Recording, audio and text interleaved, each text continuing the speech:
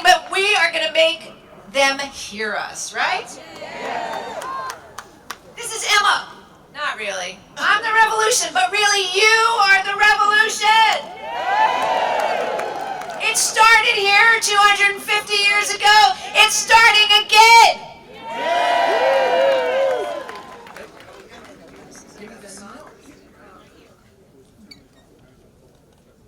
Here's your note.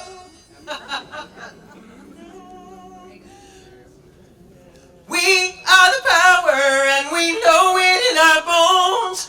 We are not alone and we grow stronger every day. We take down the tyrants with our courage and our spirit. We are strong and we grow stronger every day. Every day. Every day. Every day. Every day. That's your part. Ruled by generations, we will not obey. Every day. Every day. Every day. Every day. We are strong and we grow stronger every day. That's your part. Try it again. Every day. Every day. Every day. Every day. Fueled by generations. We will not obey. Every day. Every day. Every day. Every We are strong. day. We are strong. We grow stronger every day. We are the workers, built this nation from the ground. We can shut this whole thing down and we grow stronger every day. Their money and their greed won't bring the people what we need. We are strong and we grow stronger every day. Every day. Every day. Every day. Every day. Fueled by generations. We will not obey. Every day. Every day. Every day. Every day. We are strong and we grow stronger every day. We are the seeds. We are nurtured by the earth. In darkness is rebirth and we grow stronger every day. We will sing and shout until we force the rich boys out. We are strong and we grow stronger every day. Every day. Every day. Every day. Every day. Fueled by generations. We will not obey. Every day. Every day. Every day. Every day. We are strong and we grow stronger every day. This one. We are the people who will never beat us down. We rise up from solid ground and we grow stronger every day. We are here to say no kings, no freaking way. We are strong and we grow stronger every day. Every day. Every day. Every day. Every day. Fueled by generations, we will not obey. Every day. Every day. Every day. Every day. We are strong, we grow stronger every day. Every day. Every day. Every day. Every day. Fueled by generations, we will not obey. Every day. Every day. Every day. Every day. We are strong, we grow stronger every day. We are strong, we grow stronger every day. We are strong, we grow stronger. Every day. Every day. Every day. Every day. Every day. Every day. Every day.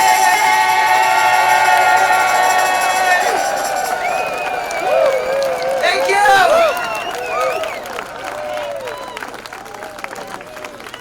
Thank you, Emma's Revolution, and they will be back to end the program for us. And if you want to hear more of Emma's Revolution tonight at 6:30 at First Parish, you can hear them again. So come and join us, okay? I'm going to briefly introduce the Master of Ceremonies today, but before I do, there's someone we all need to thank for her tireless work and remarkable energy. Of course, we all know her as Lady Liberty, but it's Kate Kavanaugh. Let's give her a big round of applause.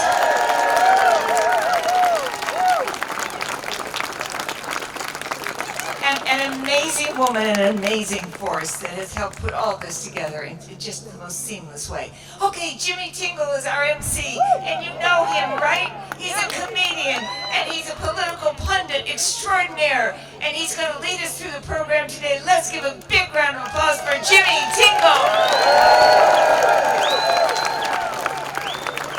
Thank you, everybody. How about it for the one and only Diane Proctor, ladies and gentlemen?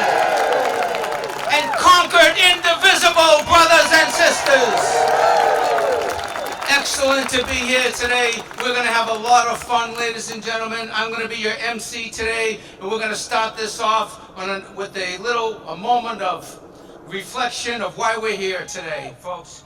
I want to introduce right now the Reverend Andrew Harris. First of all, I just want to say thank you to Diane, to Kate as well, to Eric, our sound person, Eric Kilborn. Ladies and gentlemen, amazing sound man. To all of the volunteers here today, but for our volunteers, the Colonial Inn, ladies and gentlemen, and of course the Concord Police and Fire Departments, ladies and gentlemen. Our first responders were awesome helping us set this up, so thank you so much to our first responders in Concord. And right now I would like to introduce an individual who I had the pleasure of seeing speak at the ICE facility in Burlington at the bearing witness protests on Wednesdays and Saturdays a few weeks ago. The Reverend Andrew Harris is the pastor and ordained minister of the United Church of Christ in Burlington. He's an activist who cares about the incarcerated by ICE, and his strong, clear voice will serve as a reassuring welcome to us this afternoon. I had the pleasure, like I just said, of meeting and hearing him at the Bearing Witness protest at the ICE facility in Burlington. We're there every Wednesday and Saturday. If you want to join us, please welcome a spiritual warrior for justice, the one and only Reverend Andrew Harris.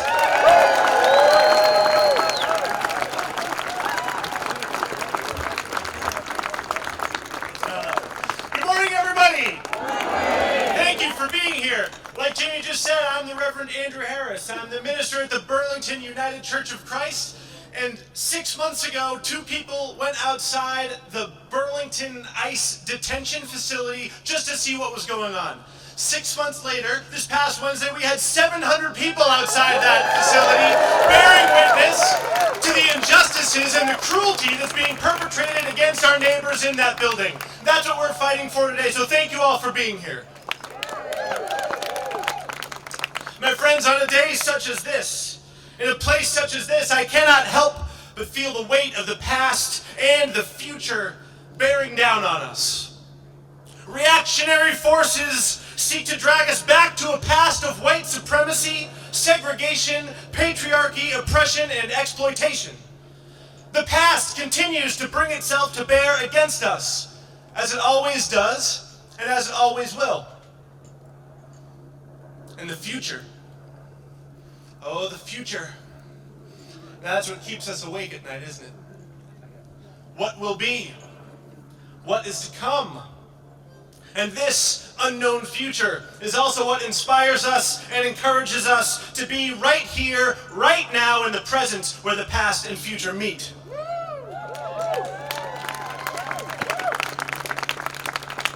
So I want to take a moment to reflect on what here is. Indigenous communities called this land home going back 10,000 years. This land on which we stand today is the ancestral land of the Nipmuc, Pawtucket, and Massachusetts people. This place was called Musquetaquid before it was called Concord by the colonial European settlers nearly 400 years ago. And all of us who gather here in this time and place wish to express our deepest respect to the Nipmuc, Pawtucket, and Massachusetts communities, past, present, and future, and we recognize the enduring relationships between indigenous communities and this land on which we stand today.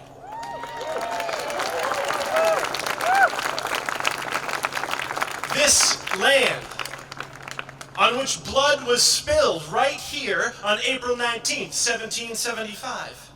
This ground right here, hallowed and consecrated in the foundational myth of American national destiny.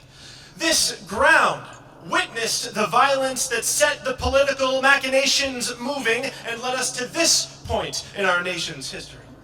This ground, right here, cries out with the blood of our brothers, sisters, and siblings, going back 250 years to that battle, going back 400 years to the arrival of colonial European settlers, going back 10,000 years when human beings first made their way to this corner of this continent right here. And as we gather here today, in this present moment, when our shared past and our shared future meet, on this ground that has soaked up the primal blood of this nation state, because this ground is crying out still. Violence is being visited upon our neighbors. Anger is screaming from our speakers. Hatred is being harbored in the heart of this country still. And so we gather here, right here on this hallowed ground, right now at this moment in our shared history, and we gather here to give voice to the ground that is crying out, no more!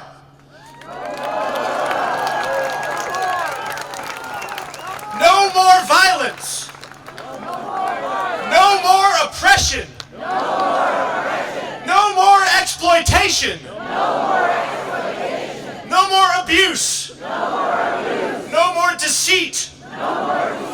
No more tyranny! And no more kings!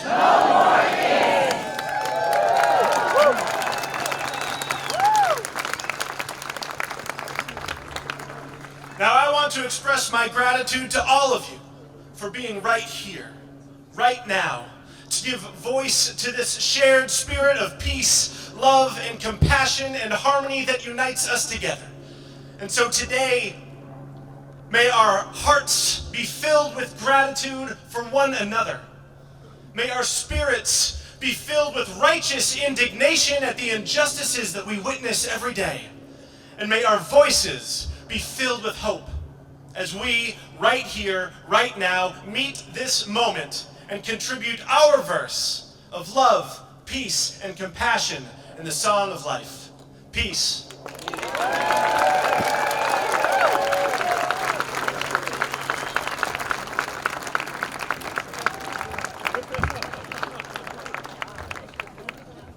Ladies and gentlemen, give it up for the one and only Reverend Andrew Harris. Alrighty, and we have an announcement, ladies and gentlemen. The Lost and Found Department has found a driver's license with $20 attached. I do not want to keep this. This is Ellen Louise Comeau. Ellen Louise Comeau. The Lady Liberty will take it, will give it back to you. Because that's how we roll, ladies and gentlemen. Now, my friends, you saw Jimi Hendrix and you've heard of Jimi Hendrix playing the Star-Spangled Banner at Woodstock. Yes. I give you Jimmy Tingle at Concord.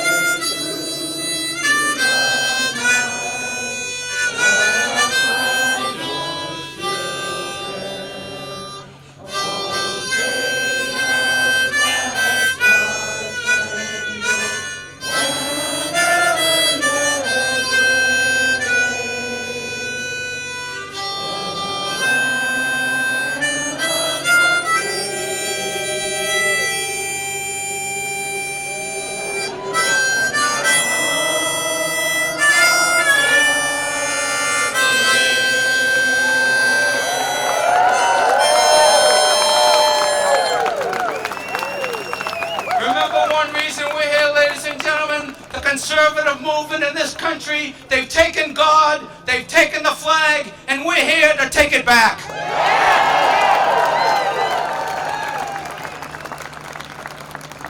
Right now, my friends, it's my pleasure to introduce our next speaker. Nikki Turpin is the Director of Diversity, Equity, Inclusion at the Chapel Hill Chauncey Hall in Waltham, where her leadership has proven invaluable. And importantly for today, Nikki is the co-president of Robin's House, a two-family home built around 1800 for the children of the slavery survivor and Revolutionary War veteran Caesar Robbins. She welcomes us this morning to this hallowed grounds. Please welcome the one, the only Nikki Turpin.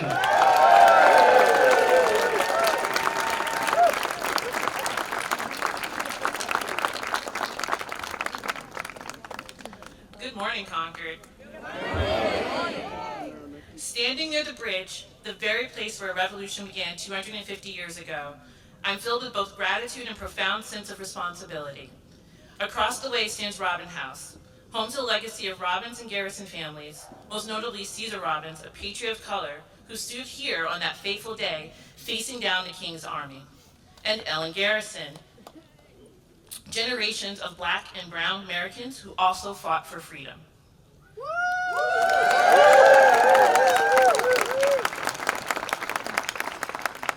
It feels overwhelming, yet ultimately right, that I stand here today as we gather on this land between these two powerful symbols, one of rebellion and one of resilience, to speak about what it truly means to be free. This week, we all celebrated Indigenous Peoples Day, a day that now exists because people refuse to let the truth stay buried.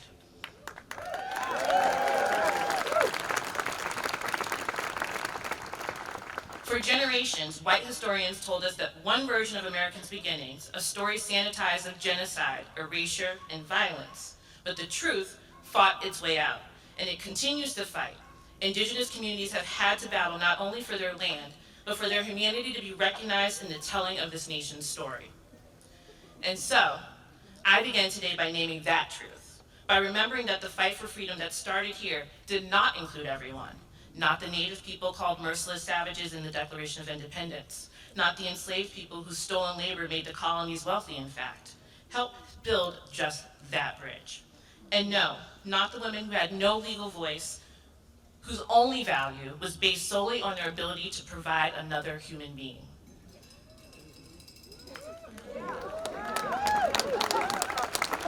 Yet, here we still stand, fighting, and trying to really define the meaning of freedom, and still trying to actually make it real. As I walked over the bridge this morning, I thought of the courage it took for people to stand there 250 years ago and face the world's most powerful empire. They risked absolutely everything, their land, their lives, their families, because they believed freedom was worth it all. That same unapologetic spirit must guide us right now.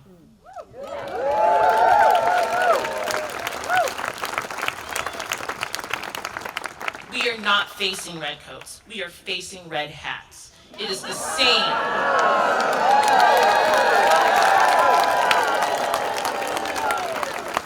It's a shade of orange trying to describe itself as Christian, but really only standing for hate. We are currently living in a revolution, one that asks us not to fight a king overseas, but the kings we've allowed to rise right here at home, the ones of greed, of hate, and of fear.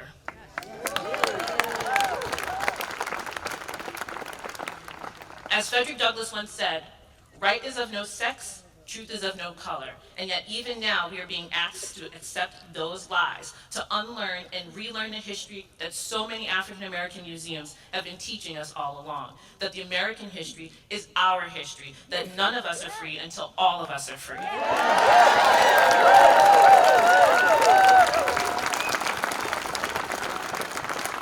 At Robin's House, we tell the story of Ellen Garrison, born right here in Concord, who traveled across the country as an educator and an activist to ensure that people who had been enslaved would truly be given the freedom that they were granted.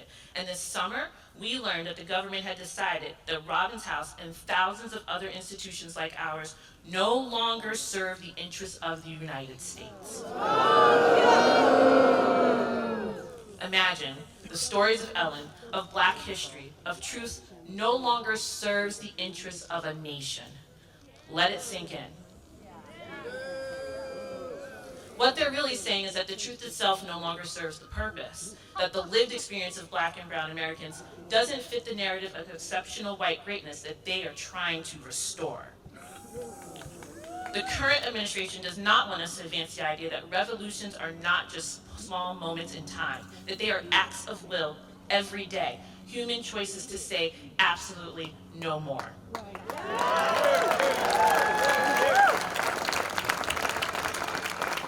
What we must say today is that our freedoms will not be stripped away from us. It is not happening, never again. And yes, it's scary. It was scary for the Minutemen who stood right here, staring down at a king's army. It was scary for the abolitionists, for the women of Seneca Falls, for Frederick Douglass, when he stood here in Concord on October 12, 1841, thundering truth to power. It was scary for Crispus Attucks, the first to die in the fight for this country's independence, a Black and indigenous man whose name is mostly a footnote in every history book still. But freedom has always been worth everything. And we cannot say we love freedom while ignoring those to whom it has not been given and has been denied. We cannot celebrate revolution while we are refusing and allowing it to not actually continue.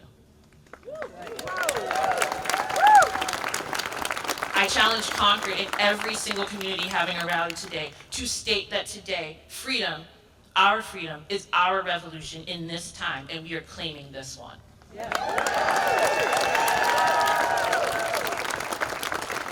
Freedom means absolutely everything, and we are living in a version of a history book that our kids are going to read. So ask your question, what would you have done back then? And then change it. What are you doing now? It is going to require a sacrifice, and it requires you to show up every day in your truth.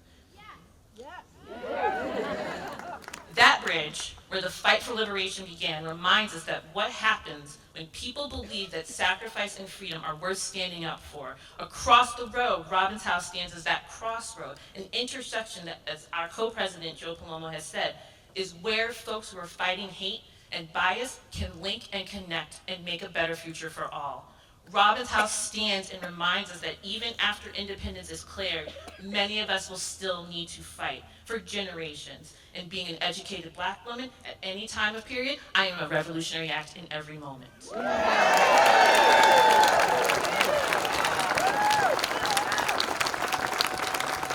So today I ask you to remember the indigenous ancestors of this land. Remember the patriots of color like Cesar Robbins. Remember Ellen Garrison. Remember the enslaved hands that built that bridge. Remember the Declaration of Independence and its beautifully crafted words declaring freedom from a tyrant, a rule of a power-mad king.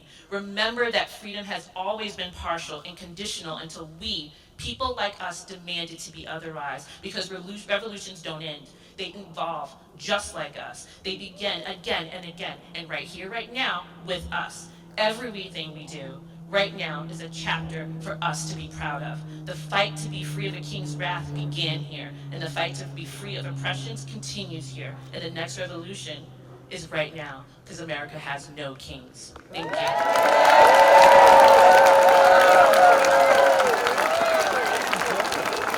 Nikki Turpin, everybody! Nikki Turpin. And please, when you get a chance, visit the Robbins House. It's right down at the bottom of the hill. It's an awesome place. Nikki would appreciate it, and they do great work there. Alrighty, ladies and gentlemen, we're here for a lot of reasons today, but one of the reasons I know many of us are here is because with Trump's attacks on people and organizations in 2025 deemed political enemies, I am reminded of the famous words written by a German priest who was jailed in Hitler's Germany.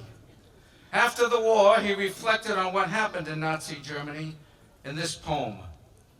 First, they came for the communist. And I didn't speak out because I was not a communist. Then they came for the socialist. And I didn't speak out because I was not a socialist. Then they came for the trade unionist. Well, I didn't speak out because I was not a trade unionist. Then they came for the Jews. Well, I didn't speak out because I was not a Jew. Then they came for me. And there was no one left to speak up for me. In 2025, this administration has come for the undocumented, the universities, college professors, political enemies, federal workers, the IRS, the EPA, PBS, NPR, the news media, nonprofits, and late-night comedians.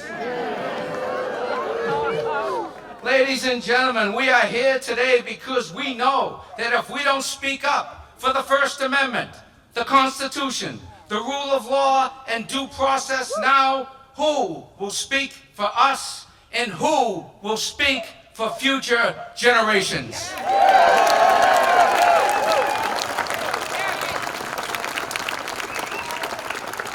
Thank you for being here, American patriots.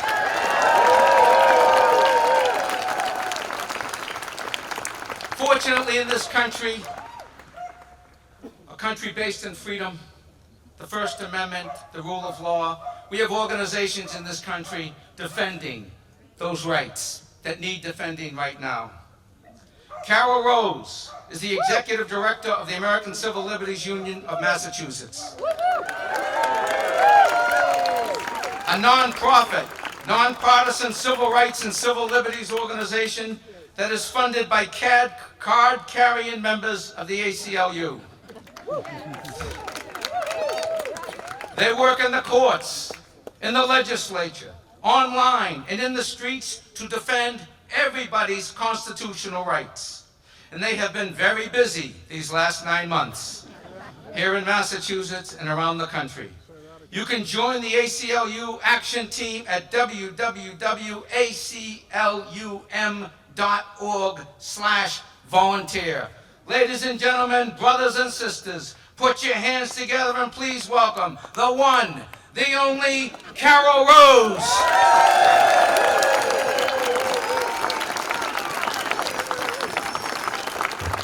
Thank you. Hello, everyone. Wow, what great energy. Yeah.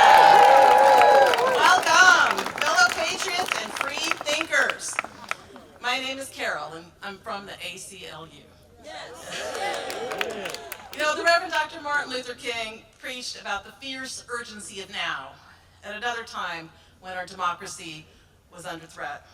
And he called upon all the people to decide, what will we choose? Shall we choose community or chaos? And here today, gathered, it's clear, we're choosing community. And we choose community in order to stop masked federal agents and troops from invading our cities and towns. And we choose community to defend our democratic institutions and our public employees. We choose community to protect our colleges and our universities, our students and faculty, our scientific research, our art and the artists, our environment, and democracy itself. And we choose community because this is what democracy looks like.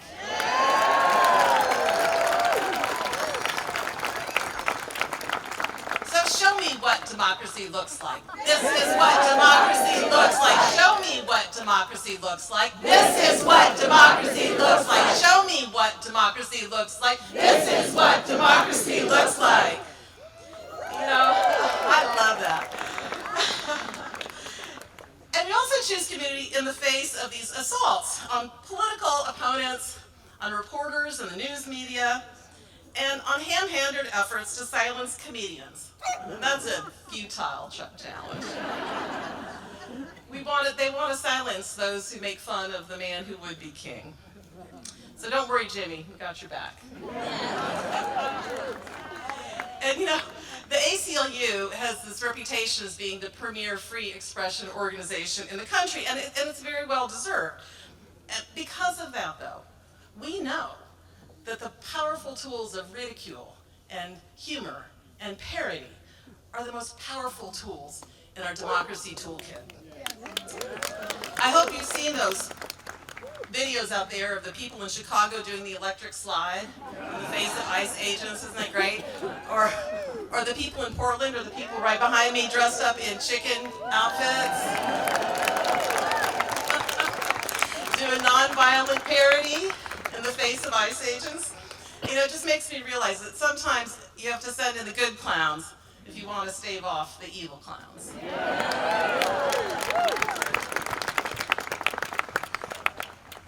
But you know, all kidding aside, we gather in this historic site of liberty, my home, because we know it's a deadly serious business when the President of the United States tries to deploy the military against his own people. Or, yeah, what a federal judge called about his presidential order untethered from reality. Authoritarians attack our cities and our towns because it's America's cities and towns that are the lifeblood of our democracy. They're the heartbeat of our community.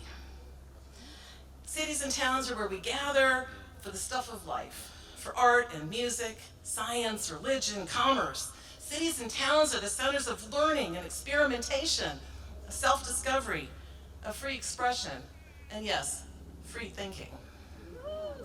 We gather in the town squares so that we can reaffirm our collective commitment to democracy, because we know that dissent is patriotic and courage is contagious. And here's the good news that you all are bringing to us. You're bringing that. The people power is working. You know, today here in Concord and in 3,000 cities and towns across America.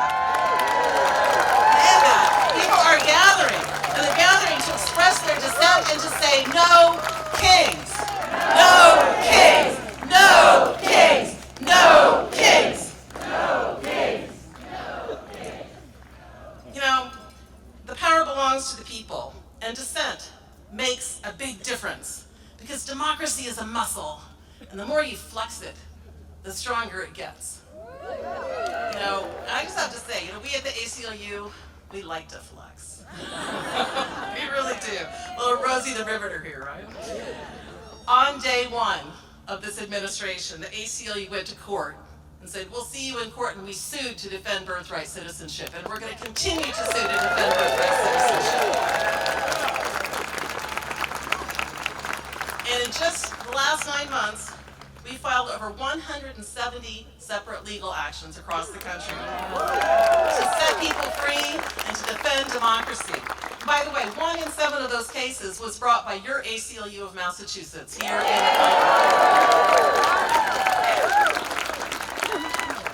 And our commitment to community and to the people in our communities is infused in every aspect of the ACLU's work. You know, one of the remarkable people that I know you all have heard about is an ACLU client and Tufts University PhD student, Rumeza Ozturk. Yeah. Back in March, you may have seen this really harrowing video in which a young woman, she's walking home by herself, she's talking to her mom on her cell phone, and she's suddenly kidnapped off the streets of Somerville. Right? She's kidnapped by masked agents and forced into an unmarked car.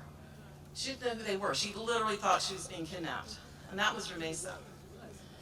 And yeah, she was. And within 24 hours, she was whisked away in this van from Massachusetts up to New Hampshire and then over to Vermont, and then ultimately put on a plane and detained in a for-profit prison in rural Louisiana, thousands of miles away, all before anybody could locate her. We stayed up all night trying to find her. And we did, finally. And then we represented her. And you can ask, why would a graduate student be subjected to this nightmare? She had a valid student visa. She'd committed no crime. She posed no danger to anyone.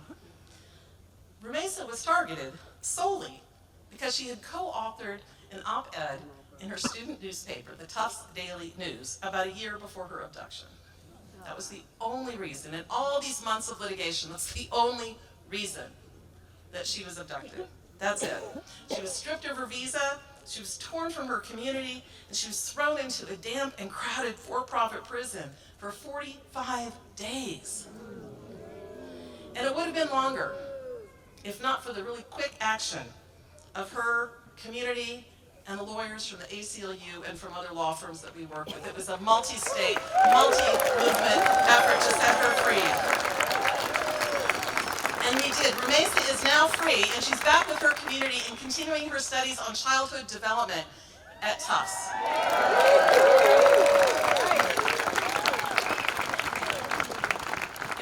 Following this incredibly harrowing experience that Rumesa went under, because she is as remarkable as she appears, and she's just a remarkable person and a great writer. And so she authored this essay about her time in detention, where she doesn't talk about herself at all. She talks about the thousands of other women and men who are imprisoned in these rural Louisiana detention camps, and she talks about what she learned from the women she was imprisoned with, about their courage and their resilience and how much they taught her about community. So at this time, when she was under direct personal attack, Rumesa Ozturk focused on community. And that's what made all the difference.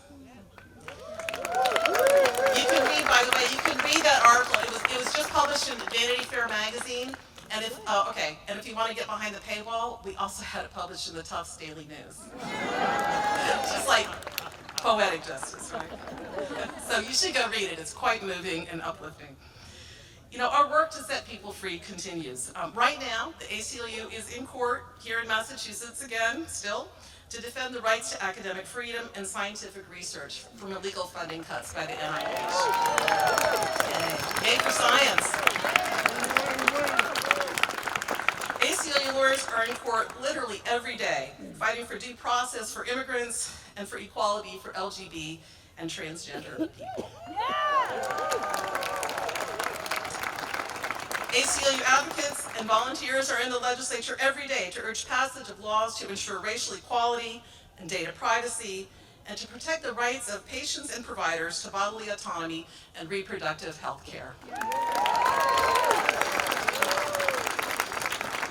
ACLU organizers and volunteers are also out in communities across Massachusetts and across the country giving Know Your Rights trainings and family preparedness trainings for people who are most vulnerable, immigrants and their families, and people who want to be bystanders, and people who want to go out and, yes, thank you, stand in front of the ICE detention centers. Know your rights. Knowledge is power, and the ACLU can give trainings for anybody who wants to have them. Because your ACLU is not going away, and we're not backing down.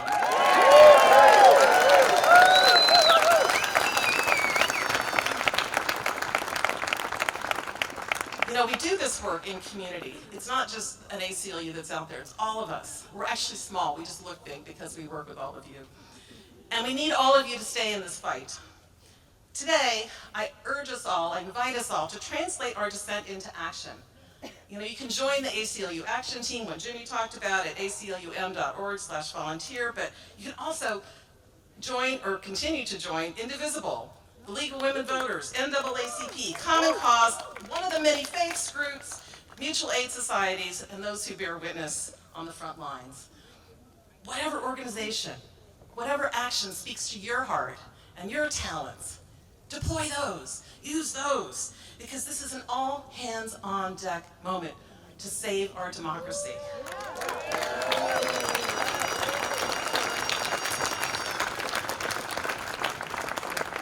Defending democracy requires all of us, artists, activists, grandparents, parents, siblings, children, business people, labor unions, students, scientists, faith leaders, healers, helpers, everybody to be a part of this movement. Because together we can use the power of the people. I see these signs on people power, I love them. And we can translate that power of dissent into action. You are, obviously, people who understand the importance of showing up. And I thank you. And I urge you to keep showing up. Keep choosing community. Because a threat to one is a threat to all of us. So never forget, dissent is patriotic, courage is contagious, and in these United States, the power belongs to the people, and we the people must hold power to account. So when I say people, you say power. People, power, people, power, people, power. Thank you. And all power to the people.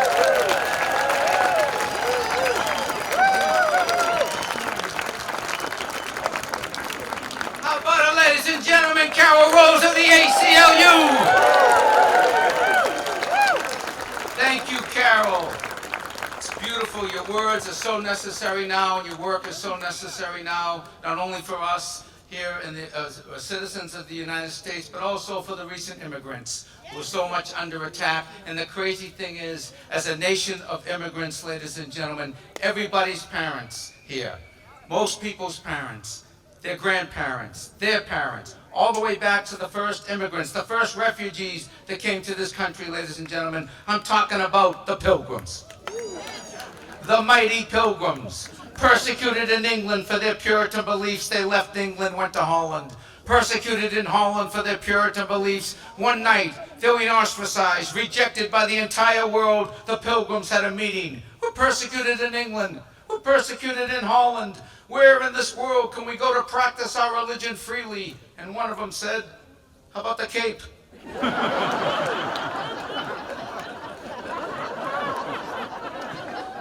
The Cape?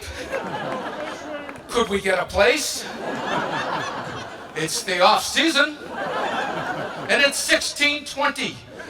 So 100 pilgrims got into a boat the size of, well, the tiny little boat, a little bit bigger than this tent, the Mayflower, and they set sail for the New World. They were aiming for Virginia, got blown off course, ended up in Provincetown Bay in the winter of 1620. Yes. And even in 1620, you could not get a place for 100 people in Provincetown. They were offered a place on Route 6. They said no. And here we are, ladies and gentlemen, 400 years later, and there are still people coming to this country for freedom. Religious freedom, political freedom, economic freedom. And you look at the risks that many of these people have taken to come here. Are they not, at a certain level, modern day pilgrims? Are they not? And I'm not advocating for illegal immigration, but somebody has to look at the employers, ladies and gentlemen. The employers who hire people. I'm not advocating for illegal immigration, but I would just like to say this. These people, based on the risk, the ambition, the courage, the initiative that it takes to come to this country, are they not modern day pilgrims? Would they not make pretty good citizens? Think about this. Think about this. Sneaking into a country to work. That's incredible. That's like somebody breaking into your house to clean it.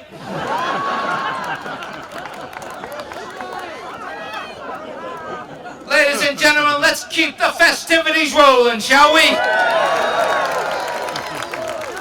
Alrighty. And one of the great things about Massachusetts, man, we got great elected representatives. We really do.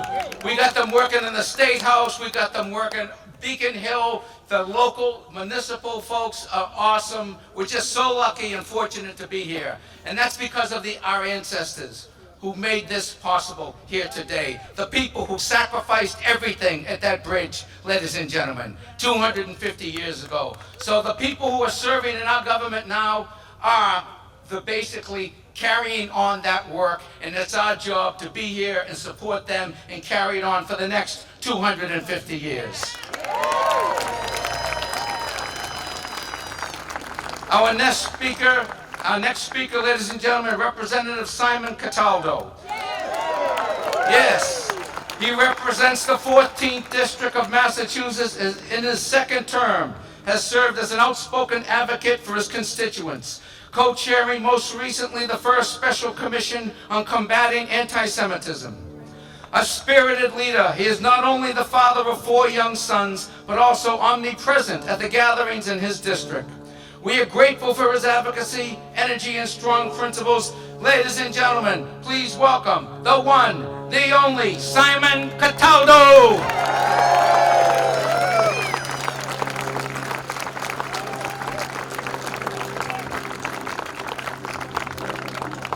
Jimmy, first of all, I want to assure you that I will not be in office in 250 years. Could we have a thank you to the organizers of this amazing rally?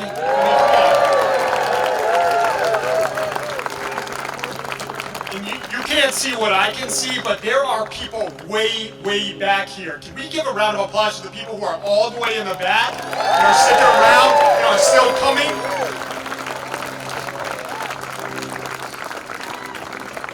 And how about I don't think this has been done yet today, but if it has, it's worth a second time. How about a round of applause for the people who do ensure, that we can exercise our First Amendment rights safely. I'm talking about the Concord Police Department, the Concord Fire Department, NEPLAC with the state, the Park Service, which still has funding.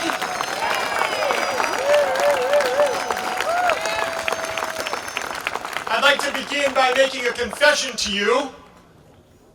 It's a tough confession to make in this crowd. I have this habit of listening to right-wing podcasts. I do. And I actually think it's important for somebody in my position to do that, but we can talk about it another time. Would you like to know, in case you're not deranged like me, what these folks say about the people who are coming to the No Kings rally? I'm going to tell you. Thanks for saying this. They say that none of you have jobs. They say you don't have families. I'm serious. They say you are being paid to be here. Personally, I'm still waiting for my check from George Soros.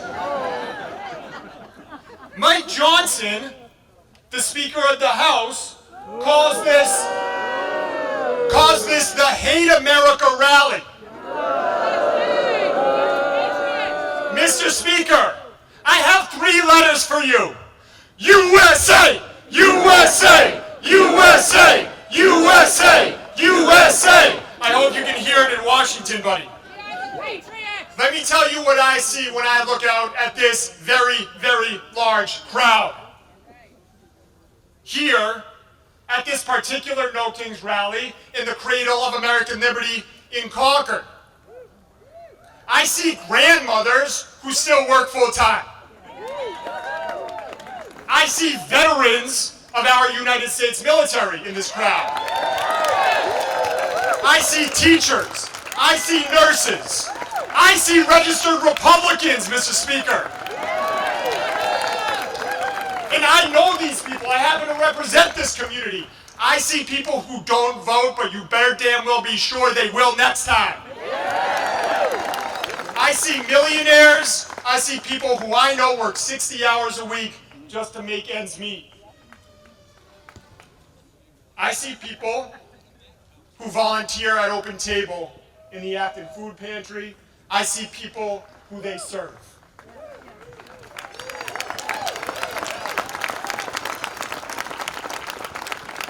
I see people for whom this is their very first political rally, and you can be sure it won't be their last. I see Americans who love America. Do you love America? Loud enough for Speaker Johnson to hear you, please? We're in Concord, for God's sakes. Nobody loves this country more than us. I see people I agree with. I see people I disagree with. I see people who voted for me. I see people here who campaigned against me and might again, depending on how this speech goes. I see patriots. I see patriots who understand in our bones that what Nikki Turpin said is true. I see patriots who understand that the battle waged on this hallowed ground is not done. Donald Trump thinks that he has a monopoly on patriotism. He does not even know. I see people who do know that we are the stewards of the democratic legacy left by the men and women who started all of this. I'm talking about the legacy of Cesar Robbins, and he should be mentioned twice today. Who stood on this soil on April 19th, 1775, with his slave owner, and later, when he took back the thing that God gave him in the first place, which was his freedom, he chose to use his free hands to rebuild the Old North Bridge.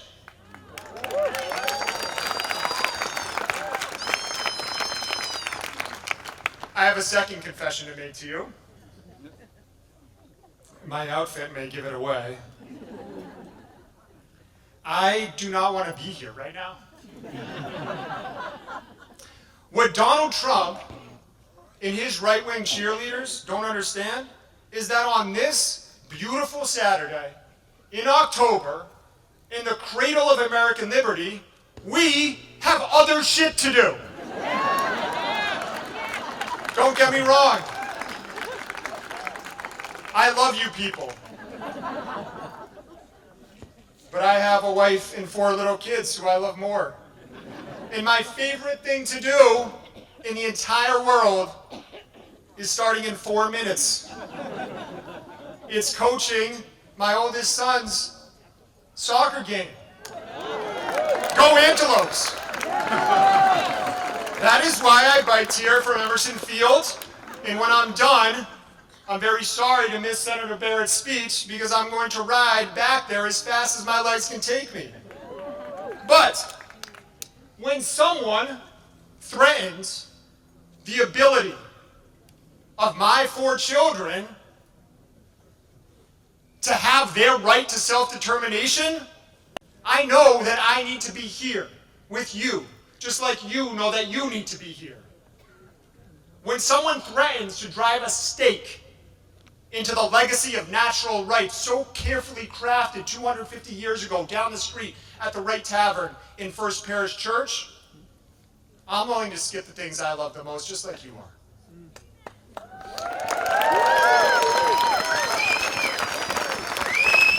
And you know what really gets me going about this? You know what? The part that Washington just doesn't seem to understand. It's that when left to our own devices, without encroachment in federal overreach, we, the people of the Commonwealth of Massachusetts, are really damn good at governing. The principles of federalism have enabled Massachusetts, not Tennessee, not Texas, bless their heart, to be the leader in K-12 education, to be the leader in higher education, to be the leader in maternal health care and abortion rights, to be the leader in clean energy, thank you, Senator Barrett, to be the leader in protections and supports for people with disabilities, and we do have people in wheelchairs here, to be the leader in economic innovation, and yes, to be the leader in benefits for U.S. military veterans. When all of that is threatened by a would-be dictator, it means we sacrifice. We sacrifice big and we sacrifice small.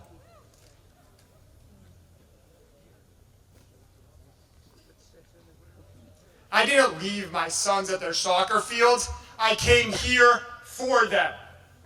For my children and for yours and your grandchildren and your great-grandchildren, and that's why you're here too. Mr. Speaker, get that through your head, buddy.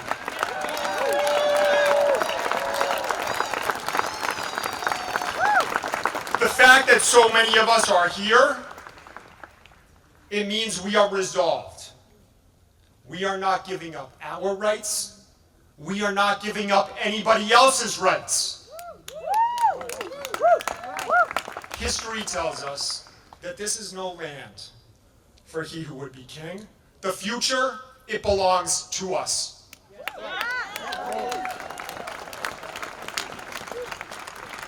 And one more thing, because I can't help myself. J.D. Vance.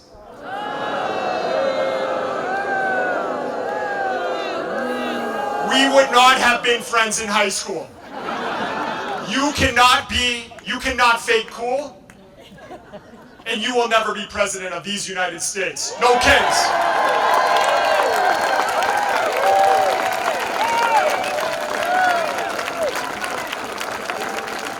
Simon Cataldo, ladies and gentlemen.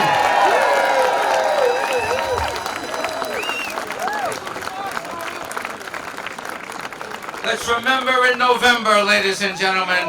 Let's remember in November, because we have a lot of calls to action here today. There are QR codes going around to sign up for Indivisible.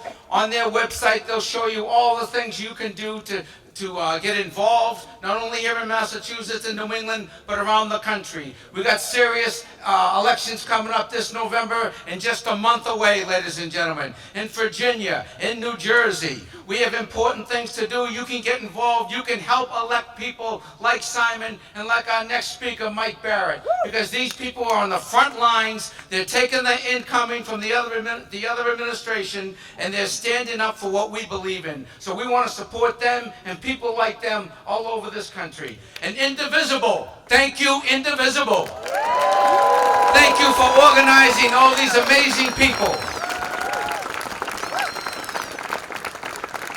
Our next speaker, ladies and gentlemen, I had the pleasure of meeting Mike about 20 years ago. He was running for governor. I remember I did a fundraiser back then. He inspired me back then. He inspires me now. Because the way Simon just said, every piece of progressive legislation that is passed in this state, our Senator, Mike Barrett, has been on the front lines of every single progressive piece of legislation, ladies and gentlemen.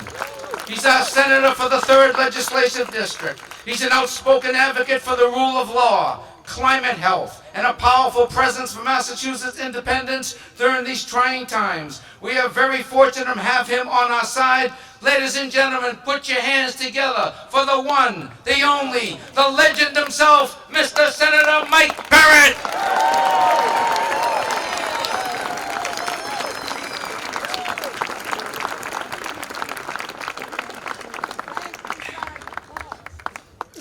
Can we hear it for exaggeration?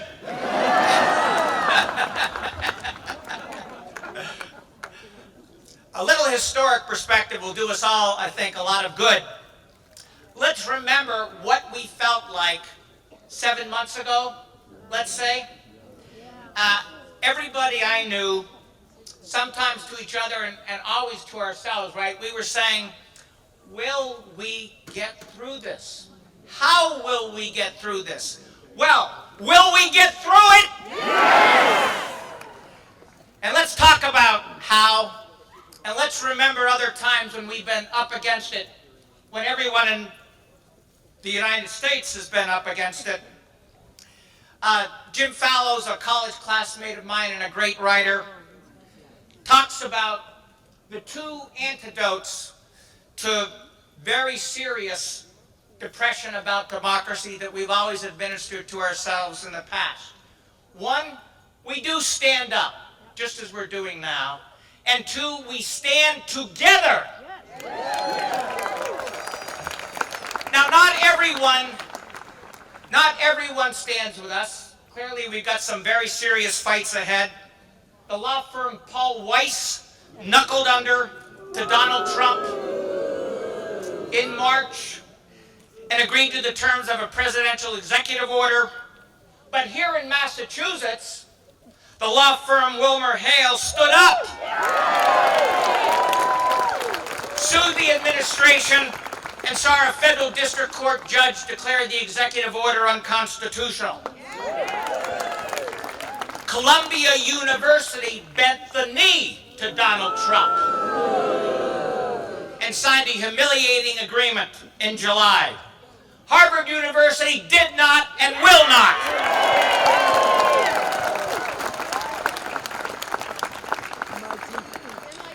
The richest CEOs of the biggest tech companies in the United States went to the White House and acted like knaves in a play from the 15th century, kissing the king's butt. But a lot of their employees have insisted that we're in a country where that kind of subservience makes no sense. And we want to give a salute to MIT and to Brown, which just this month said no to the compact that Donald Trump would have colleges and universities sign. We will get through this because we are standing up and we're standing together. And also because we've been through something like this before. We've seen this play. For those of us who are a little older, we stand together because, as terrible as this moment is, we remember. Some of us think back to 1963 and the assassination of the youngest person ever to be elected President of the United States, a son of Massachusetts, John F. Kennedy. We remember what followed Kennedy's death. American cities coming apart because of race. Harlem in 1964, Watts in 65, Newark and Detroit in 67. None of us can forget 1968 and the assassinations of Martin Luther King and Robert F. Kennedy. And running through all of this, the disillusionment and death of Vietnam. Things were very bleak back then, and they got worse. On opposing the Vietnam War and supporting civil rights, we never really got a majority of American voters on our side.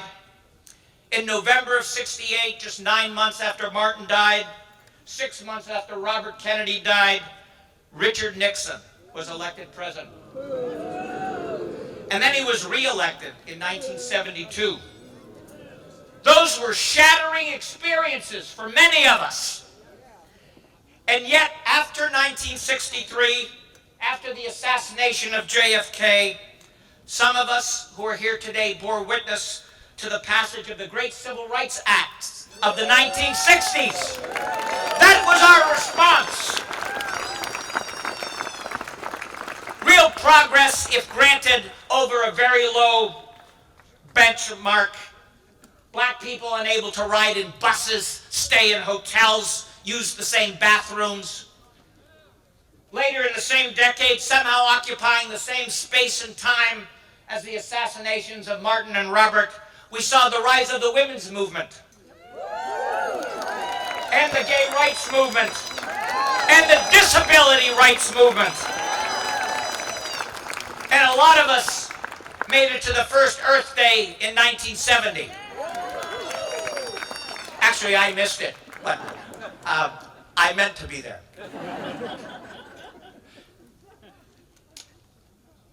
Do we feel that some part of the nation's agony has been redeemed or was redeemed because of those achievements? Not that the breakthroughs demanded the terrible price we paid. There was no equation exactly, but we did know we had persevered through some very difficult times. We were changed by them and steeled by them, and look where we came out then in the movements that I just mentioned. Some good things somehow.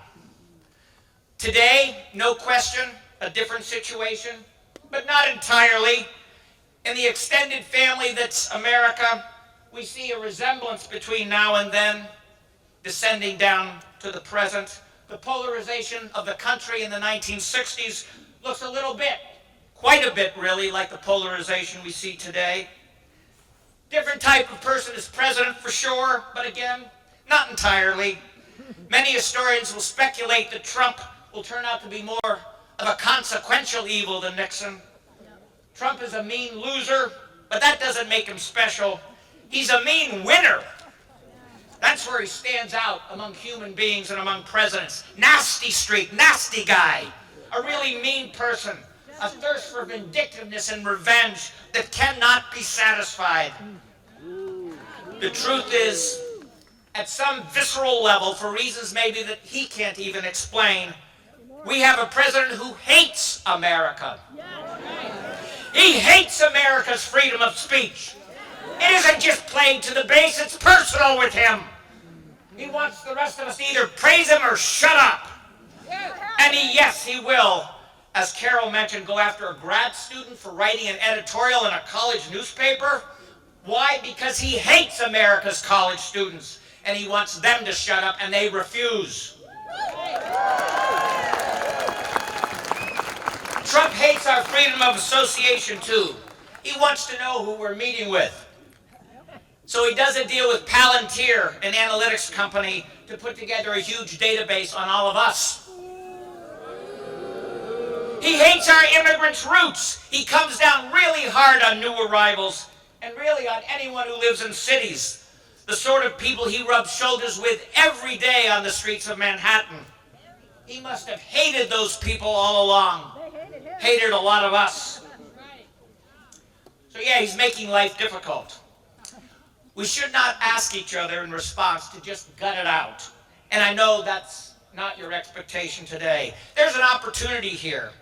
To my mind, being in politics, knowing folks, as all of you do, who voted for Trump, knowing that there are cities and towns in Massachusetts who went for Trump, the real prize, the stretch goal toward which we have to strain, is to gain an understanding about how to bring back the red states and the blue states of the United States together. Right? That's the work. That's the work of our lives. I'm not asking anybody here to be a cockeyed optimist. Realist will do. We've learned bitter lessons these days, but they're still lessons. We're still learning something. So how do we keep things together until the moment presents itself to join back together a country that's broken cleanly into two halves? You look around the U.S. today, what you see on the surface is a mess. But this battered and beaten up place has what the architects call good bones. America has good bones.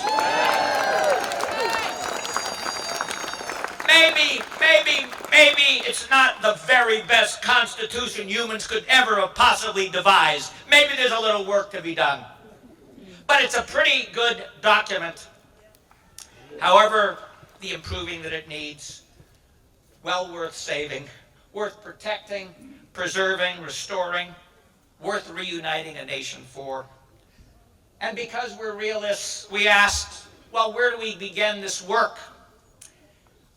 I suggest we begin, and I want to echo Representative Cataldo here, by making sure that this old house, the Commonwealth of Massachusetts, be in good shape. We want to check on the goodness of these bones. So here's a study out this past April, best and worst states in the United States for children's health care. Important to know. 50 states plus the District of Columbia ranked from best to worst. Massachusetts, number 1. We are the best state in the United States if you've got a sick kid, and that's important to know. And not that we wish bad health on any kids anywhere, but just saying, Texas is number 50. Shame on you, Governor Abbott. Look at another slew of data. Best and worst states for personal safety. And we're talking about personal safety for people of all ages. The data measures safety from mass shootings. There are the numbers out there. From terrorist attacks, from natural disasters, from hate crimes. 50 states, again, ranked from best to worst. Top 4, Vermont, Massachusetts, or Avis. We got some work to do. Vermont, Massachusetts, New Hampshire, and Maine. And where are things not so safe? Where are things not so good? Bottom 4, Louisiana, Mississippi, Texas, and Florida. Now there's a third data report I happened to see, best and worst state economies measured by state GDP per capita, invention patents per capita, educational levels of the workforce, the rate of new business startups. Where do we stand? Top 4 states among the 50 states are, in this order, Massachusetts, number 1, then Utah. I guess Mitt Romney can claim credit for both. Washington State and California. I mentioned state economies last because we know Massachusetts is about to take a hit. Times are going to get tough for the entire country, New England included. But is Massachusetts resilient? Yes. Do we have the means of engaging in some self-remedy? Yes. And self-protection during Trump? Yes, we do. Thank you for providing that answer.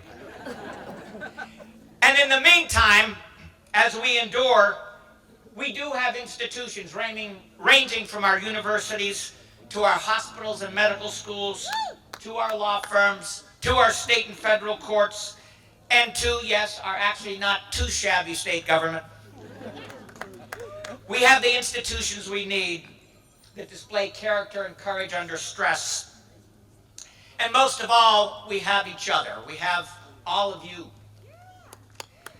We have in Massachusetts a civic culture, plenty of citizens who take an active role in their communities. The state has great bones because you make sure that the rest of us do our jobs. You're aware and you're attentive to the building blocks of neighborhood and community and make sure that they don't fall apart. Now, some of you are my age, more or less, but I'm told in any event that Dr. Seuss is ageless, that his advice is offered to our grandkids just as it was offered to us. In 1970, at the end of the 1960s, he wrote the Lorax, I think it was, unless someone like you cares an awful lot, nothing's going to get better. It's not. Look around you. Consider the time you're putting in. You care an awful lot. And you're keeping up the place pretty well. You're protecting your own lifetime investment in democracy right now in this field. For that, I really do want to thank you. On to the great mission of reuniting a sprawling national family whose members have fallen out with each other. Let's talk this through. Let's get to work. Thank you.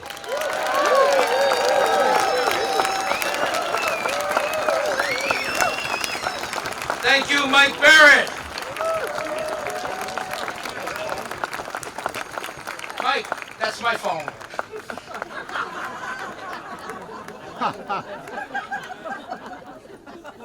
Thank you, Mike, for bringing me back, giving me back my phone. Thank you. How about it, folks? Mike Barrett. Nice job, Mike. And thank you for mentioning how Harvard University stood up to them.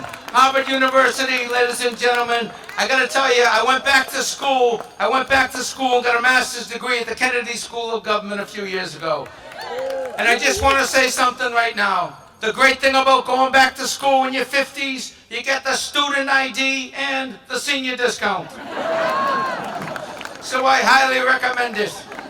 And he talked about Trump cutting back the science and the research and all this stuff from academia. It's crazy because all that stuff has worked. Because of the medical advances we've made, Americans are living longer and healthier lives than ever before. They say 60 years old is the new 40. I love that. 80 is the new 60. I love that. 100 is the new 80. I love that. And the afterlife is the new assisted living. So we have that to look forward to, brothers and sisters. So we're going to keep this moving. We got a couple more speakers, and we're closing it out with Robert Hubble, ladies and gentlemen. Yes, and we're going to bring up Emma's Revolution, and then we're going to do a song at the end, and we're going to have some calls to action. So stay healthy, stay strong. We got a few more speakers. Give them their undivided attention, and it is my pleasure right now, ladies and gentlemen, to introduce the gentleman, Rufus Gifford. This man knows the Democratic Party more intimately than most people in our country. He has helped to organize the financing of both Obama and the Harris campaigns, and has served as the U.S. ambassador to Denmark under Biden and as chief of protocol. Ladies and gentlemen, his inside perspective is invaluable, and we welcome him to the podium. Ladies and gentlemen, give it up, Concord, for the one, the only, Mr. Rufus Gifford.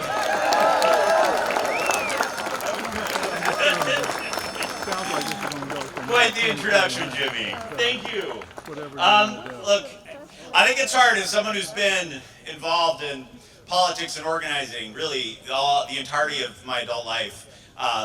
It's for the number of moments that I've been so devastated over the course of the last, almost 1 year now, 11 months, to look out over this beautiful field on this gorgeous October day. It's hard not to be a little fired up.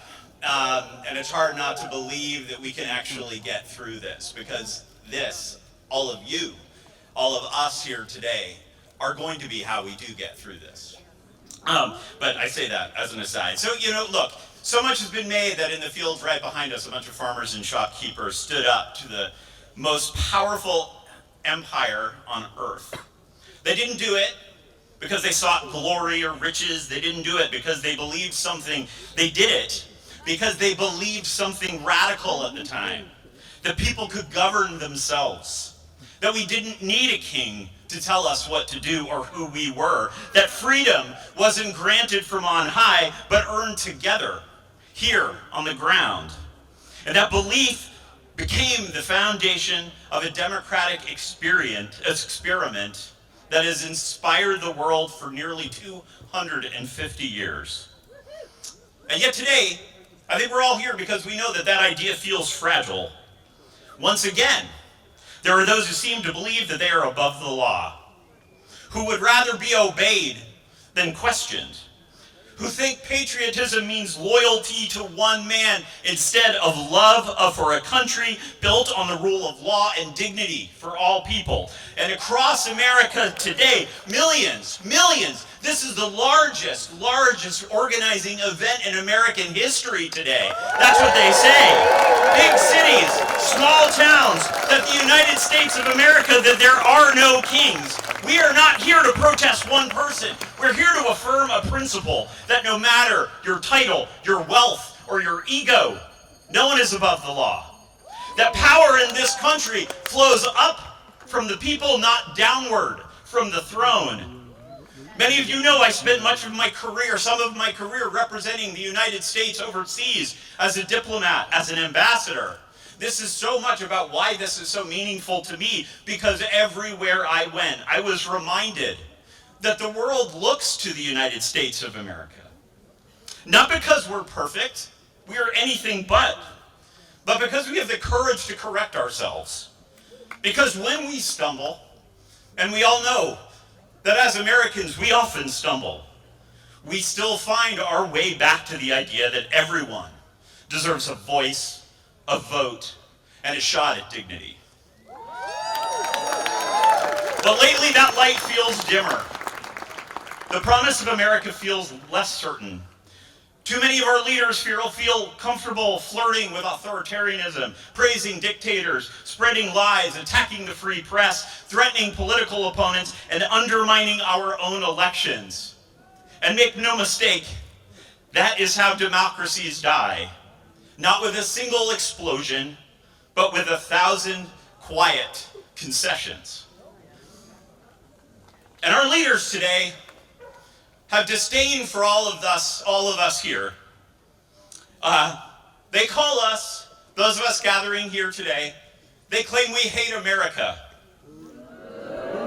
They have called us anarchists.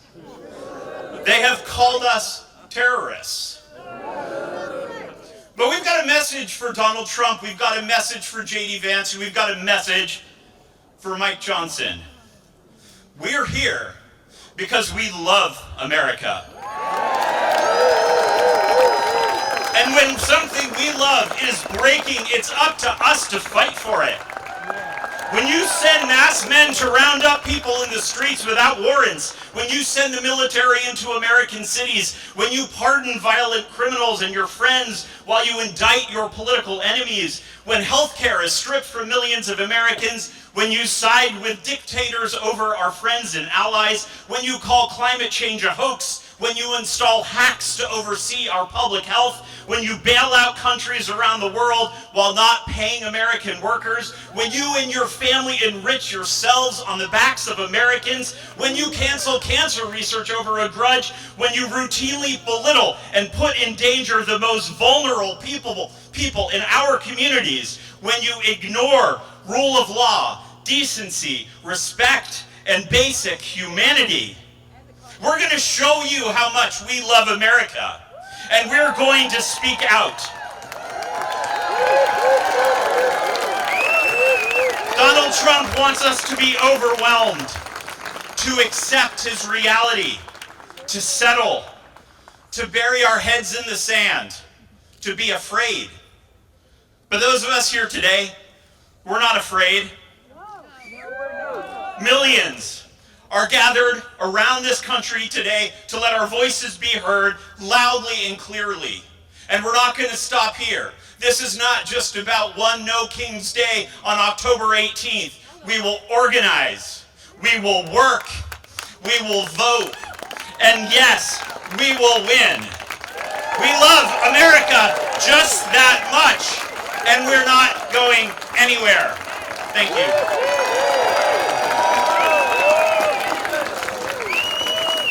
Rufus Gifford, ladies and gentlemen. Worked with Obama, worked with Harris, the ambassador to Denmark, ladies and gentlemen. And thank you for reminding us of our friends in Europe, ladies and gentlemen. Rufus, that was awesome. I don't want to brag, but I've been to Europe. I'd just like to say, excellent country. You know what's nice about being here in Concord, ladies and gentlemen? You actually get that joke. Oh, and thank you for reminding us that Trump wants to cut back on climate change legislation and research. We know climate change is real. I know climate change is real. It's separating whole countries. It's separating whole regions of countries. And climate change is separating whole families right here in Massachusetts. The blizzard of 2015, we had 9 feet of snow. Everybody had to shovel out their own parking space. I come home from work, I saw a woman pulling in to my parking space. I said, "Excuse me, miss. Excuse me. That's my space. Excuse me, with all due respect, it took me 3 hours to shovel that out. That's my space. Excuse me? I don't care if we're married. That is my space. That is my space. You get your own space, we'll discuss this at dinner." Ladies and gentlemen, let's keep the festivities going. We got 2 brilliant speakers coming up for you right now. The first speaker, ladies and gentlemen, no stranger to Concord, brothers and sisters, Danielle Allen is not merely a scholar of the highest order, she's a pragmatist who's determined to help America pull out of its present political morass. She is a democracy advocate and professor and chair of the Coalition for Healthy Democracy. She has the combination of intellectual acumen and practical change, which we need. Practical change that makes her an unusually invaluable contributor to our world. Ladies and gentlemen, please put your hands together and welcome the one, the only, my friend, your friend, Danielle Allen.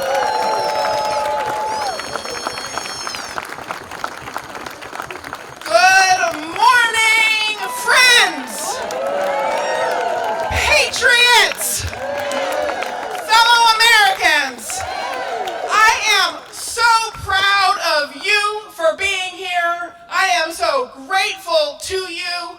I am so grateful to Indivisible for getting us all here. Thank you, Indivisible. I am so grateful to the Concord Police and all of our emergency personnel for keeping us safe. One more thank you. We are all here for the same reason. No kings. Let me hear it. No kings. Again, no kings. Now, do you want to know how to have no kings? Yes. All right, that's what I am here to talk to you about. How exactly we will have no kings. We have done it before. You know we have. We know the bridge is over there. We know how people did it. We also know we do not want a bloody revolution. Am I right? Yes. We do not want a bloody revolution. Therefore, we have to achieve no kings without a bloody revolution. All right, that's the big how question. Okay, you're listening to me. Yes. You've got 5 fingers, right? Most of us, some don't, that's okay. Use a toe, anything else. 5 things to count with. There are 5 things we have to do. Litigate. Thank you, ACLU. Thank you, Harvard. Thank you, every organization that is supporting that litigation. Second finger, elections. All right? Elections. I don't care what party you're in, Democrats and Republicans. Find your pro-democracy candidates. Do not let them not talk about democracy. Require them to explain how they will achieve no kings. You got it? Yes. Elections. Third thing, showing up, just like this. Showing up makes common knowledge. It is how we learn together about what matters and what to do. Showing up, third finger, okay? Got it? Litigation, elections, showing up. Fourth thing, mutual aid. Mutual aid, there are all kinds of people out there who are facing threats right now. They just plain need help. They need safety. They need sometimes people to speak for them, to be a voice for them. Show up for people. On my way here this morning, I was running late. I saw a guy on the sidewalk, writhing and groaning in pain. People were walking past here in Massachusetts. I stopped, I called 911, I waited until the ambulance came. We have to be there for each other. All right? That is about our souls. And I do not care if people are red or blue. We have to reorient our souls to be there for each other. Fourth finger, mutual aid. All right, you're thinking, okay, what is the fifth finger? I know about all those other four. The fifth finger is state power. State power. States control our election systems, not the federal government. Our election systems are broken. We know that. We are really watching the brokenness right now while Texas and California escalate polarization through gerrymandering. But the whole structure is broken because of that polarization. What does that polarization cause? It breaks Congress. It makes Congress dysfunctional. It gives us a Speaker Johnson beholden to the president, not leading his own branch, his own body as independent power, but beholden to the president.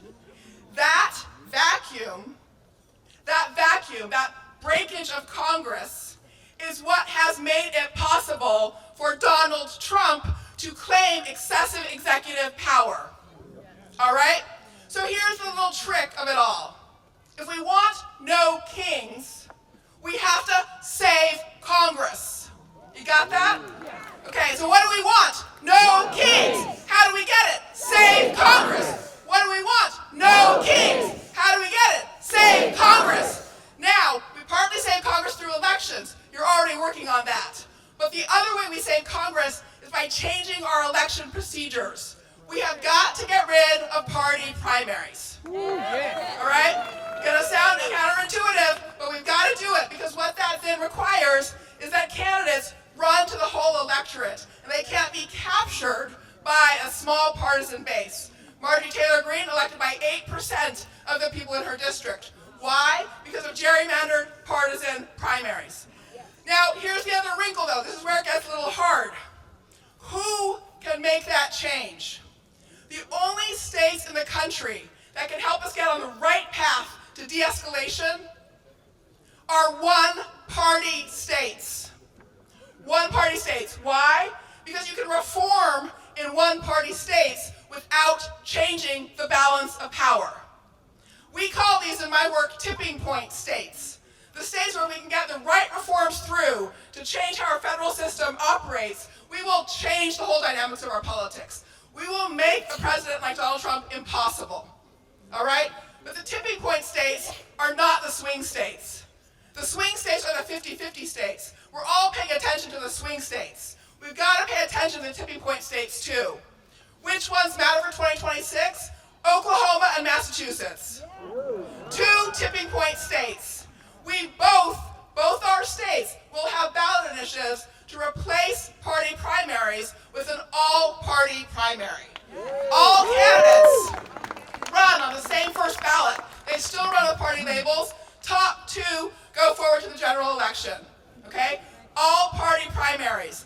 That is how we save Congress. We free Congress from partisan, gerrymandered modes of election that mean they are only responsible to 8% of the electorate. All right? That's a lot to take in on a sunny Saturday morning in a big field. Okay? But so what I really want is for you right now just to remember the 5 things that we all have to do. And this is really hard because at the end of the day, it would be nice to just have to do one thing. But But as you've heard, this is not an ordinary moment, okay? This is a different kind of moment, and so we actually have to use all 5 of our fingers to do 5 things. Litigation. Elections. Showing up. Mutual aid. State power. One more time. Litigation. Elections. Showing up. Mutual aid. State power.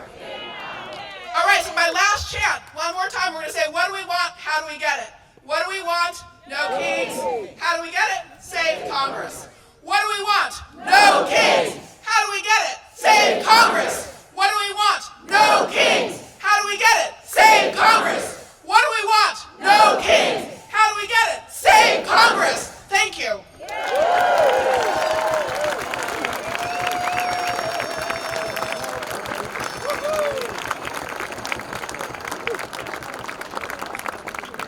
How about it, ladies and gentlemen, Danielle Allen.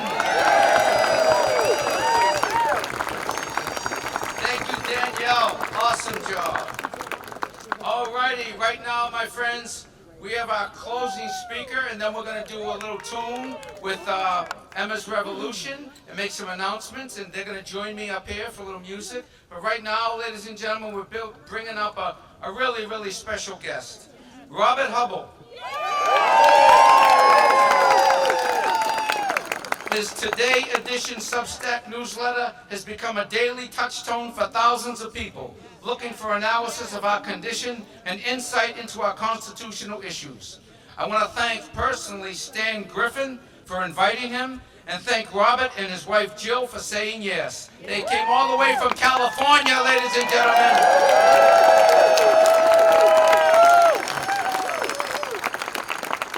And they are the calming, leading voices in this resistance. And it is a huge privilege to have them here today. Please welcome the one and only Robert Hubble and his awesome wife, Jill Bickett.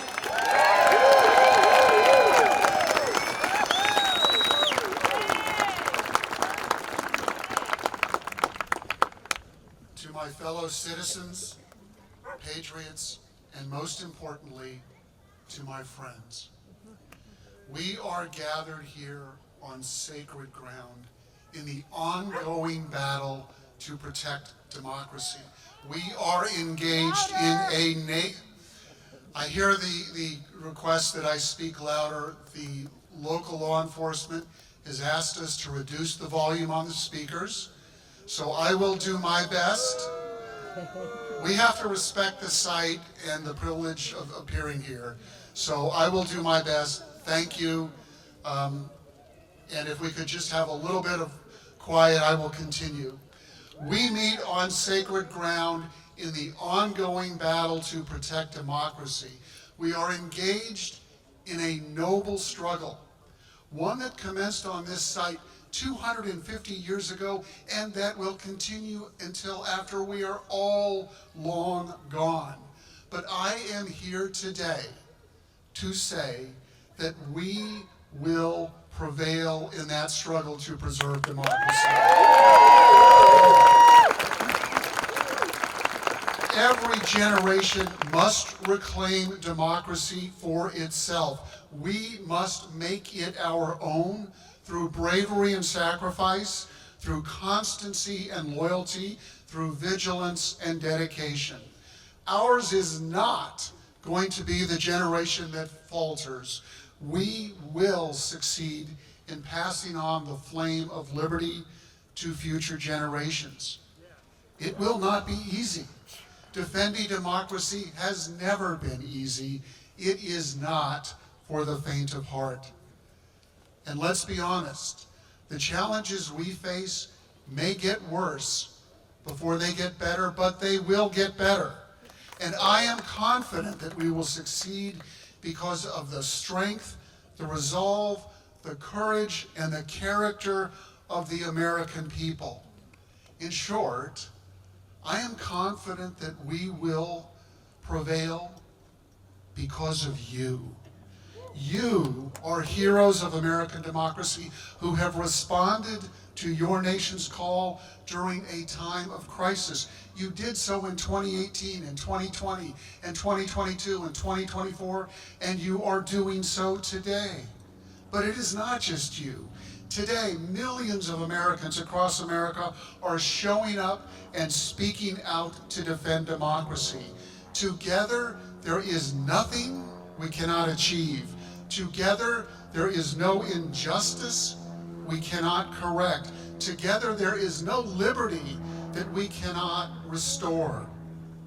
And together, there is no tyrant that we cannot overcome. When tens of millions of Americans resolve to withdraw the consent of the governed from a government that has turned its back on the Constitution and the rule of law.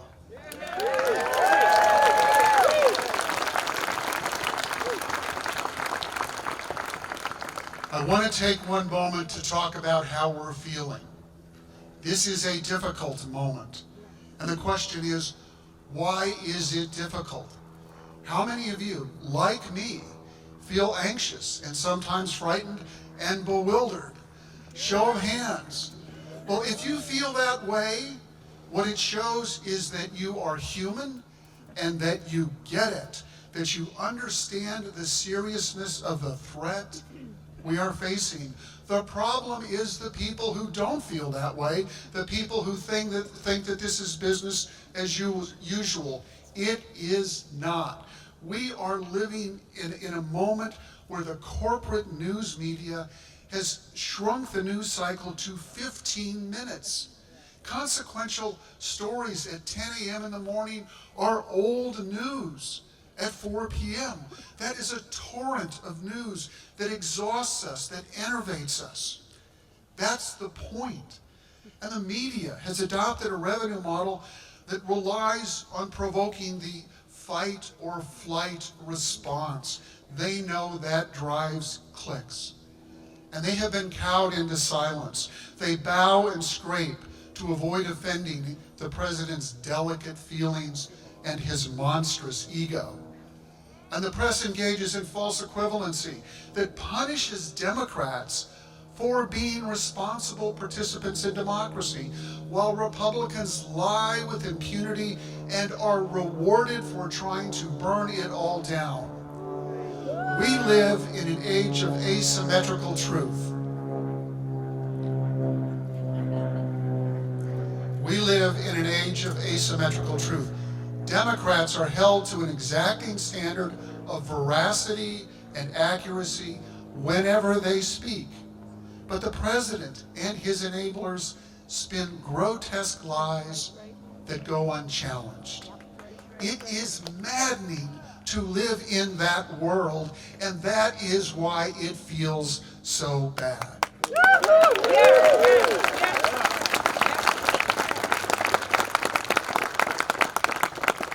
And we have all watched in horror and disbelief as the president has abandoned the Constitution, aided and abetted by Congress and the Supreme Court. The guardrails of democracy have been demolished without regard for the consequences, so long as the president's personal agenda is advanced. So yes, let's admit it. This moment does feel worse than others, and in some ways it is objectively worse. But with a little bit of perspective, we can see that we have been here before, that we have prevailed over longer odds, and that we can do so again. We must place ourselves in the perspective of the long arc of American history. We stand on the shoulders of those who came before us. We stand on the shoulders of the colonists who fought and died on these fields. They faced the great unknown. They challenged the empire that ran the world. And they had no assurance that they would win their first battles with the British. They were undoubtedly fearful as they saw the British troops march into Concord. They were fearful, but they were brave. And they were bold, just as we must be brave and bold despite our fears.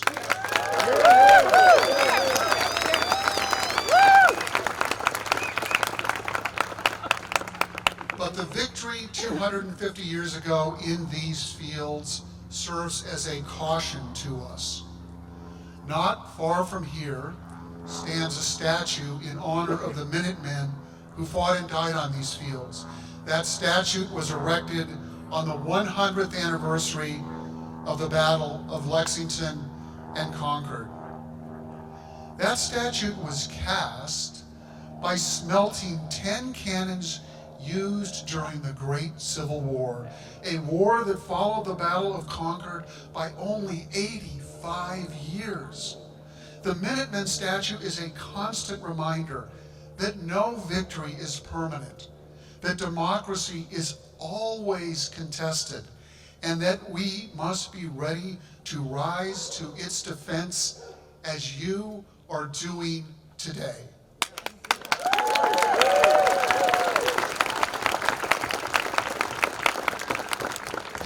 People often ask me how I can maintain my sense of optimism and hopefulness.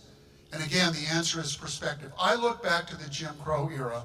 I look back to the civil rights activists who protested and were beaten and jailed, and their response was to protest again and to be beaten and jailed again and again and again. And they did so, having no hope that they would see the day when the Jim Crow era would end in 1964 and 1965. And those civil rights activists continued the fight, despite voices telling them at the time to quit, to look away, to be quiet, not to speak up against injustice, to give up because resistance was useless, or rather that good behavior was the way to get what they wanted. Well, let us reflect for a moment on John Lewis, who stood at the foot of the Edmund Pettus Bridge on Bloody Sunday, looking up at the rise of the bridge. He could not see on the other side, not knowing what awaited him. And as in our day, there were voices in his own movement telling him to turn back, to retreat, that his actions would not prevail. And he refused to listen to the doubting voices. Instead, he marched to the top of the bridge and into history. And in doing so, he carried us on his shoulders to this moment.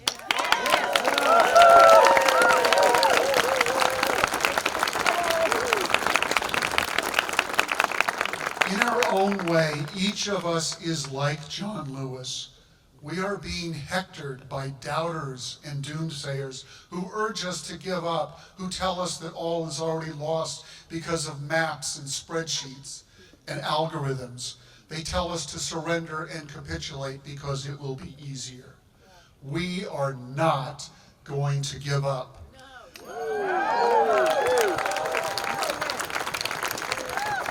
On Bloody Sunday, as John Lewis lay on the ground with a fractured skull, it appeared that he had lost the battle. But with the perspective of time, we see that John Lewis achieved a great moral victory because he refused to quit. And 50 years later, John Lewis would march across the Edmund Pettus Bridge arm in arm with the first black president of the United States.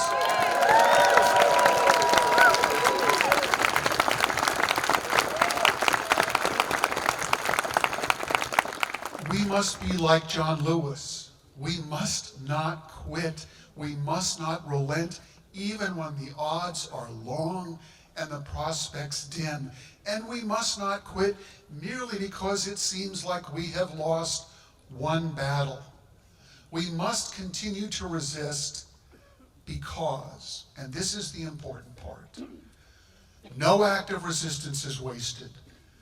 No act of resistance is unsuccessful, because in resisting, we redeem ourselves. We reclaim our dignity. We assert our agencies as citizens of the United States of America.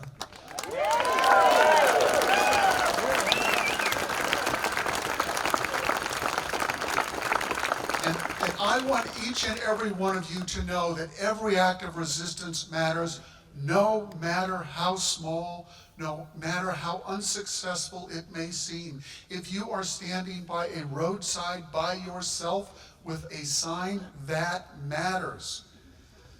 Rosa Parks engaged in a small act of resistance in 1955 by refusing to give up her seat on a bus, and that ignited the Montgomery bus boycott.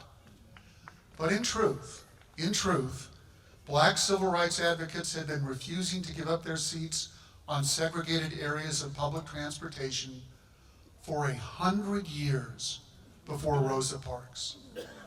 In 1841, Frederick Douglass refused to leave a whites-only train on a car in Lynn, Massachusetts, only 20 miles from Concord. And for the next 100 years, Black Americans refused to give up their seats. They plowed the ground for Rosa Parks through their persistence and determination, making it fertile and open to the possibility of change. And that is what you are doing today.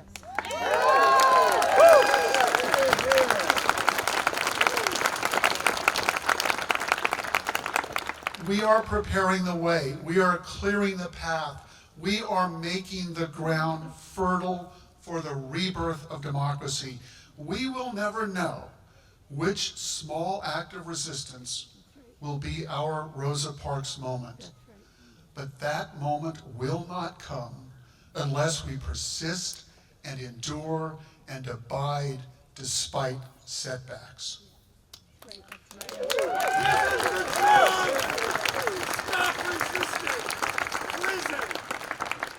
Prison for Trump. No. Now, I know that some people sometimes feel like it cannot happen soon enough, and they worry that they will not see the fruits of our labor. And so let me leave you with this thought. If our job turns out to be holding back the tide, defending the bulwark so that future generations can succeed, then that is a sacred duty. And we should be honored to perform that duty on behalf of our nation and on behalf of democracy and on behalf of future generations.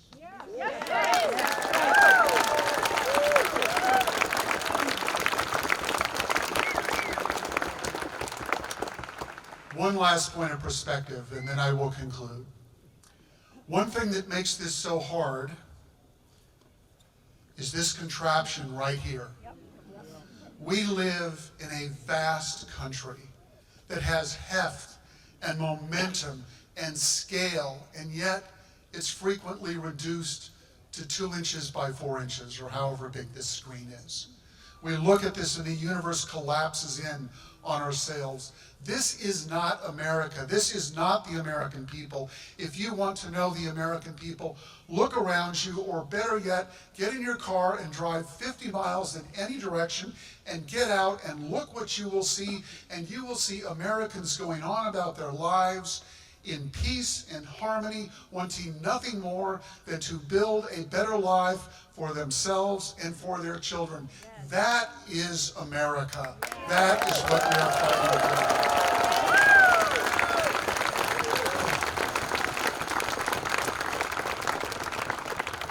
for. So let's ground ourselves in the broad arc of American history, and we can realize that the 8 years between 2016 and 2020 and 2024 and 2028 will be viewed as an aberration.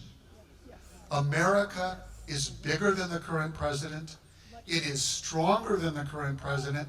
It will outlast the current president by centuries. America has heft and momentum and scale that is unstoppable.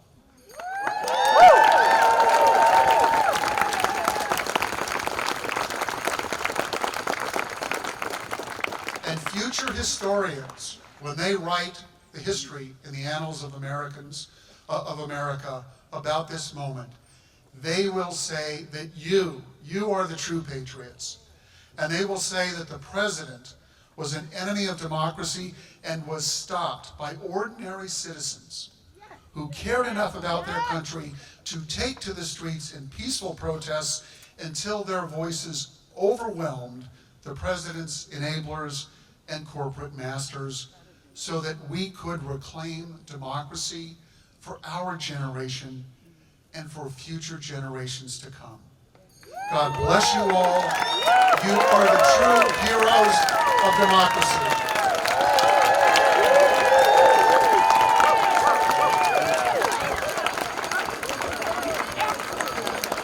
Robert Hubble, ladies and gentlemen.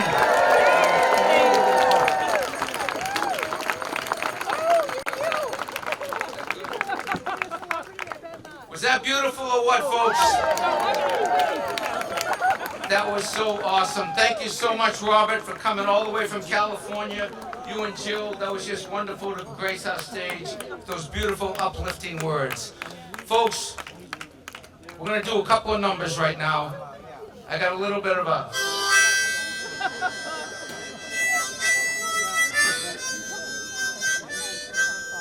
I want to tell you a little story. How would that be? Well, right now, I got two friends with me today. This is the first time I've worked with them, and they are awesome, ladies and gentlemen. We're talking about Emma's Revolution. They're going to be at the First Parish Church tonight in Concord Center. You can get tickets at emmasrevolution.com. But let me tell you about these folks. They are legends, ladies and gentlemen. Known for their fearless, truth-telling lyrics and melodies, you can't resist singing, so feel free. Emma's Revolution is an award-winning activist duo of Pat Humphries and Sandy O. Their songs have been praised by Pete Seeger, covered by Holly Near, and featured on NPR's All Things Considered and Pacifica's Democracy Now!, and sung around the world. They are here for us today. Please welcome to join me, the one, the only Emma's Revolution. Alrighty, ladies and gentlemen, I'm going to do a little story and leave you with a little hope, and then we're going to have a quick announcement, and Emma's Revolution is going to take us out with the final song about keep on keeping on. Yeah.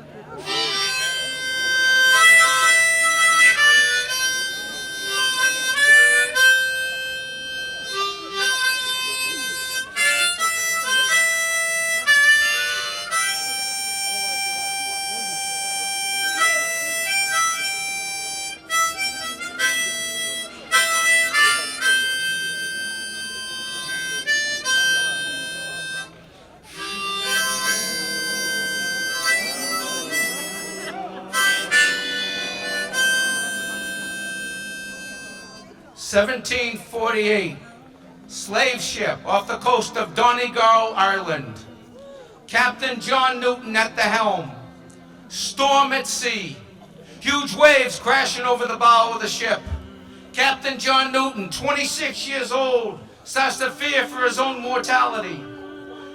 And he starts to pray like he never prayed before. And he makes a deal with God. He says, God, if you save us, I'll change my ways. I'll get out of the slave trade. As legend has it, the storm subsides, the ship gets to shore. Captain John Newton eventually leaves the slave trade, becomes an Anglican preacher, becomes a leading abolitionist in the anti-slavery movement in England in the 18th century. And this former slave ship captain ultimately pens the words to the song, Amazing Grace.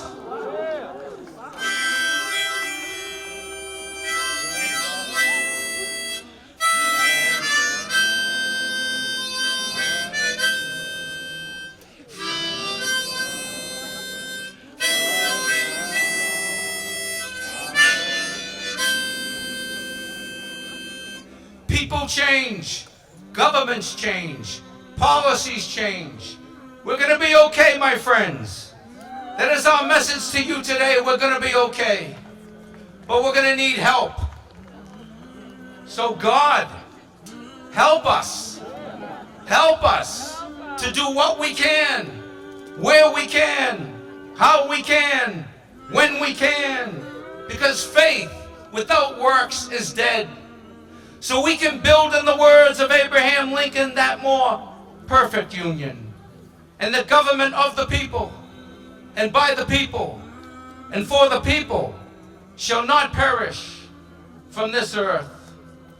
And when future generations pick up a phone and reach out for help, whether it's healthcare, housing, immigration, transportation, education, human rights, civil rights, reproductive rights, LGBTQ rights, veterans issues, small business issues, or substance abuse disorder, the answer on the other end of that phone always will be, this is America. You called the right place. Woo!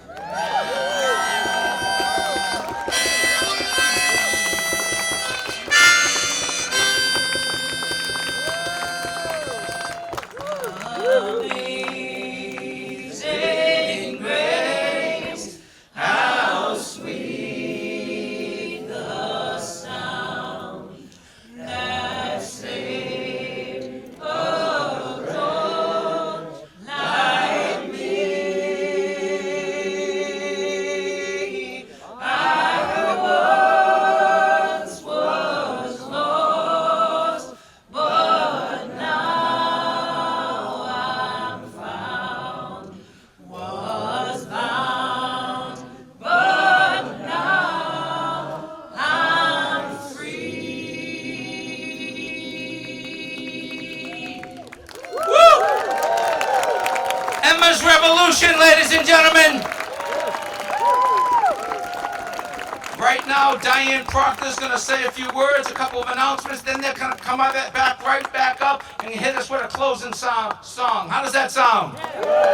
Great. Thank you again so much for coming out today. Please welcome back Diane Proctor. Hey, the person we want to thank is Jimmy Tingle. What an amazing guy. I mean, can anybody else keep us on our toes, keep us laughing, keep us going, keep us moving, and at the same time make us grateful that we stood for an hour and 45 minutes and didn't even complain? Diane, thanks so much for doing what you're doing. You're just amazing. Concord Indivisible is so grateful to have brought this event to you. Support us. Go to our website. You'll see QR codes all over the place to show you actions you can take. So that it's more than just being here, it's actions that follow. Remember that we know these wonderful singers will be here tonight at First Parish, and on Sunday there's a very special event at Harvey Wheeler for those Concordians who know where that is, where Samantha Powers and Bill Carter are going to be talking about the Kiss the Future is the title, and it has to do with how we take care of this world and the people who are in it together. Thank you all for coming, and here's a final song. Hooray! We're so glad to be with you here. We're also from California, so know that coast to coast, Concord is represented, and we're going to keep on moving forward. Those are the words. You might know this song that Pat wrote, and if you don't know it yet, you'll know it in a minute. Gonna keep on moving forward. Keep on moving forward. Keep on moving forward. Never turning back. Never turning back. Gonna keep on loving boldly. Keep on loving boldly. Keep on loving boldly.